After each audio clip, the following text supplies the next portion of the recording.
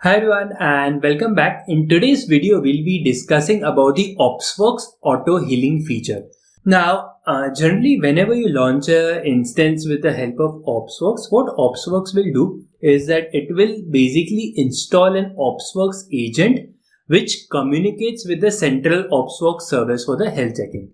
So this is also denoted with this diagram where you have a central OpsWorks service and there are two instances which are launched.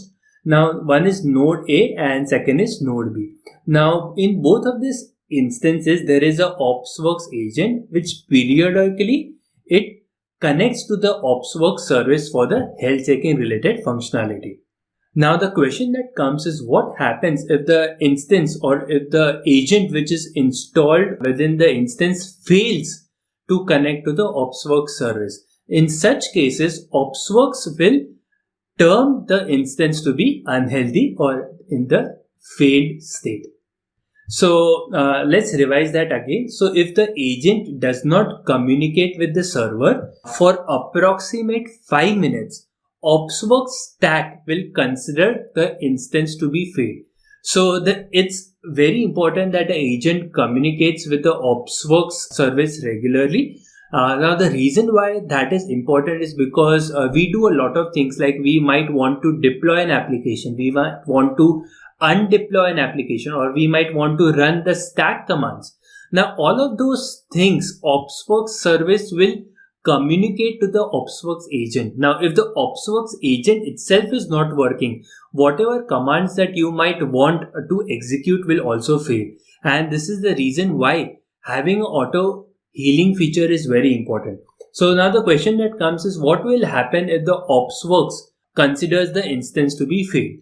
Now generally what OpsWorks will do, specifically when it comes to EBS backed volume, is that it will go ahead and stop the EC2 instance, and once the EC2 instance is stopped, it will go ahead and start the EC2 instance again. So basically it will restart the EC2 instance if the OpsWorks service finds that the agent has stopped communicating.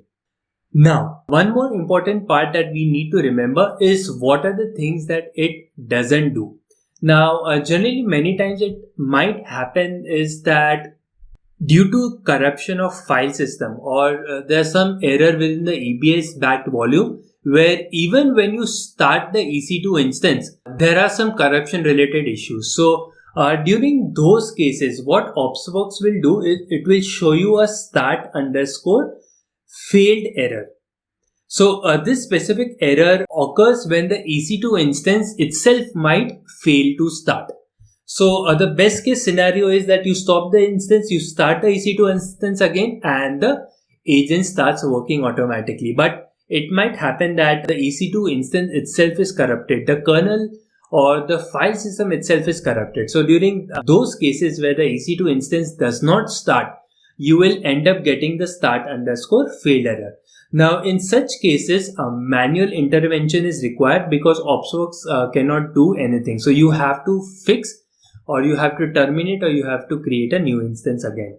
Now, one more important part to understand is that during the auto healing feature, specifically when it comes to the instance store volume, because in the instance store volume, the instance will get terminated. So you cannot stop the instance store volume. As soon as you stop the instance store volume, it gets terminated. So once it gets terminated, a new instance gets launched. So during that part, it is important to understand that even if you have updated the stack, let's assume that the stack operating system you have updated to run the CentOS.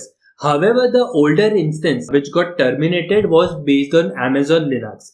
So during the auto healing feature, the OpsWorks will not create the CentOS based operating system. It will create the operating system based on the last instance which was terminated. So if the last instance which was terminated was Amazon Linux, it will go ahead and create the Amazon Linux. It will not read the stack settings and create the CentOS based operating system. So this is it about the OpsWorks auto healing feature. So one important part to understand is that auto healing is not mandatory. It is enabled, but this is something that you can even disable it. So let me give you an example. So within the Node.js app, if I just click on the Node.js app, within the general settings, you currently see that the auto healing enable is set to yes. However, you can edit this and you can even click it as no. So it again depends upon the use cases of the environment. You can have auto healing feature as enabled, or you can have it as disabled. And the last thing that I wanted to share is that auto healing is not meant for performance degradation. It is only meant for failure. So it's not like if the application is working slow, automatically restart. So that is not the aim of auto healing. The auto healing main aim is to go about the failure scenario. So this is it about the auto healing feature of OpsWorks. I hope this has been informative for you, and in the next video we will be discussing about the data bags, which is specifically related to the chef feature. So I hope this has been informative for you, and I look forward to see you in the next video.